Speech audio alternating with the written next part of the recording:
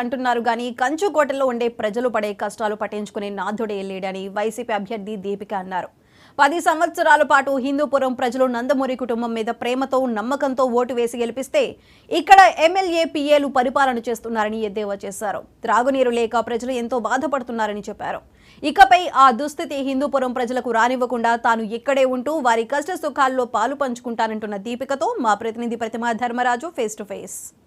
విద్యావంతురాలు, అతి భిన్న వయస్కురాలు, అలాగే హిందూపురంలోని అత్తగారి లేనటువంటి దీపిక పురప సామాజిక వర్గానికి చెందినటువంటి ఒక యువ నాయకురాలు. ఇక్కడ హిందూపురం నుంచి వైసీపీ నుంచి ఆవిడ ఎమ్మెల్యేగా పోటీ చేస్తున్నారు. అయితే హిందూపురం నియోజకవర్గం విషయానికి వస్తే హిందూపురం అనేది ఆంధ్ర రాష్ట్రంలోనే ఎప్పటి నుంచి కూడా టీడీపీకి కంచుకోటగా ఉన్నటువంటి ప్రదేశము.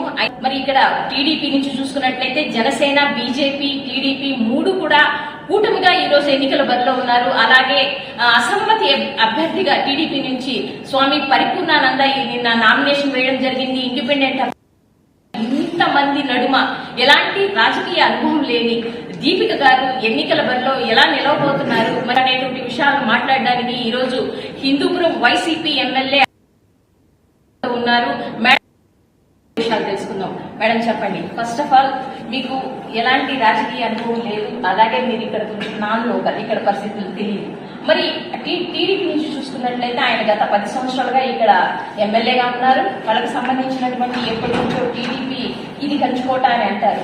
అలాగే ఇప్పుడు కొత్తగా పరిపూర్ణానంద స్వామి ఆయన కూడా తనకంటూ ఒక మేనిఫెస్టోని ఆయన ఓన్ గా ఏదో సప్తపది అనేటువంటి ఒక మేనిఫెస్టోని రిలీజ్ చేసుకుని ఇక్కడ ఉండేటువంటి ప్రజలకు నేను మేలు చేస్తానని ఆయన కూడా నిలబడ్డారు. మరి ఇలాంటి ఒక టఫ్ సిచ్యువేషన్ లో మీరు ఎలాగా ప్రజల్లోకి వెళ్తున్నారు? మీరు ఇస్తున్నటువంటి హామీ ఏంటి? వాళ్ళు ముందుగా రాజకీయంగా నేను నాన్ లోకల్ ఉండొచ్చు, కానీ నాకు ఈ పెళ్ళయి ఇక్కడ వచ్చి నేను ఆల్మోస్ట్ 12 years అవుతాను కాబట్టి లోకలే.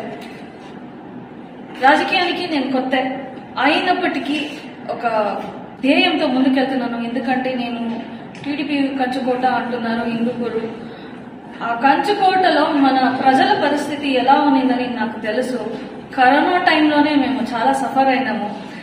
వైఎస్ఆర్సీపీ లీడర్స్ తప్పితే వార్డులో కానీ ఒక మండలంలో కానీ ఎవరు బయటకు రాలేదు. మన వాలంటీర్ వ్యవస్థ మన లీడర్సే ఉన్నారు తప్పితే టీడీపీ వాళ్ళు కనబడలేదు. జగన్ అంటే ఒక నమ్మకం, ఒక సత్యం అన్నమాట. వైఎస్ఆర్సీపీ అంటే ఒక సత్యం.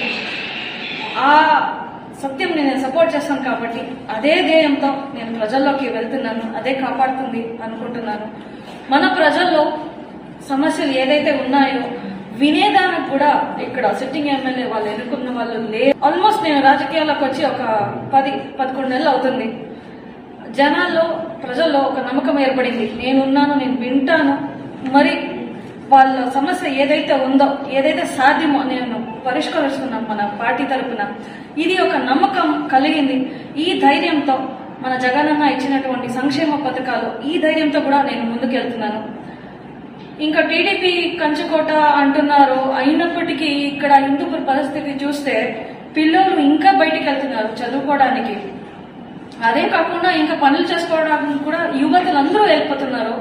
నేనే నా కళ్ళారా చూసిన చాలా మంది తల్లిదండ్రులు బాధపడతారు. మన పిల్లలు అక్కడున్నారు, ఇక్కడున్నారు, మన దగ్గర లేరు, వాళ్ళకి ఏమైనా అయితే కూడా చూసుకునే దానికి రిలేటివ్స్ తప్పితే వాళ్ళు ఉండలేదు. ఇవన్నీ ఉన్నాయి. పర్సనల్ ప్రాబ్లమ్సే కాకుండా చాలా ఇన్ఫ్రాస్ట్రక్చర్ ప్రాబ్లమ్స్ కానీ మరొకటి కానీ చాలా ఉన్నాయి. వినేవాళ్ళు లేరు ఇక్కడ. ఇటువంటి పరిస్థితిలో ఈ 11 నెలల్లో మేము కొన్ని ప్రాబ్లమ్స్ మన హిందూపూర్కి ఏదైతే ఉండిందో అది సాల్వ్ చేసుకున్నాం. హిందూపూర్కి టౌన్లోకి వరదలు వచ్చినప్పుడు మన వైఎస్ఆర్సీపీ లీడర్స్ నిలబడినారు తప్పితే అదే వార్డులో ఉన్న సిట్టింగ్ ఎమ్మెల్యే బాలకృష్ణ గారు వాళ్ళు రాలేదు. ఎవరు ఆ లీడర్స్ అనేవాళ్ళు ఒక్కరు కనబడలే.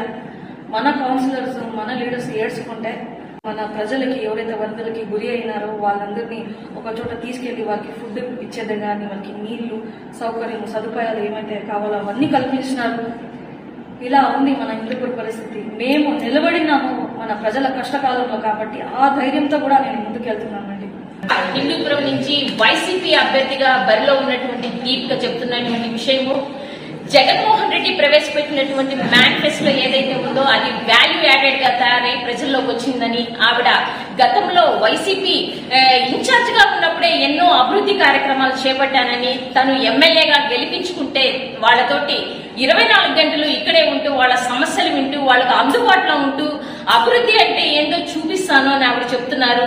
జగన్మోహన్ రెడ్డి పెట్టినటువంటి నవరత్నాలు వాల్యూ యాడెడ్ గా వచ్చి ఈ రోజు ప్రజల్లోకి వెళ్తున్నాయి కాబట్టి తప్పకుండా ప్రజలు మమ్మల్ని నమ్ముతారు, మాకు ఓటేస్తారు. మళ్ళీ ఇంకొకసారి ఇక్కడ హిందూపురంలో వైసీపీ జెండా ఎగురుతోంది, తను తప్పకుండా గెలుస్తానని ఆవిడ ధీమా వ్యక్తం చేస్తోంది. హిందూపురం నుంచి కెమెరామెన్ శ్రీనివాస్ తో ప్రతిమ.